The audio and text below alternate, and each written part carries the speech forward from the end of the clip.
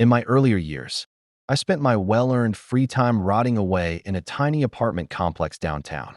Although it wasn't a pretty place, it was all I could afford. Occasionally, somebody would start yelling at their spouse, or they'd blast their music too loud.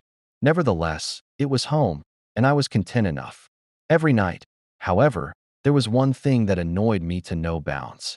As I would try to drift off to sleep, a light tapping would reverberate through the walls of my room, and it would often keep me up later than I would have liked.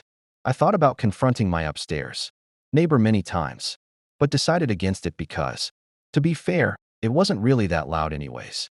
I just happened to be a light sleeper. The sound was similar to somebody walking in high heels, but not as loud.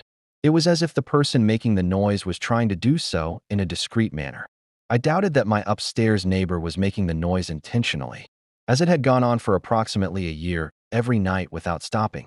In addition, the tapping had a very distinct rhythmic pattern to it that I didn't think anybody would boredly mimic for such an extended period of time. One weekend, a friend of mine brought his young son over for an afternoon.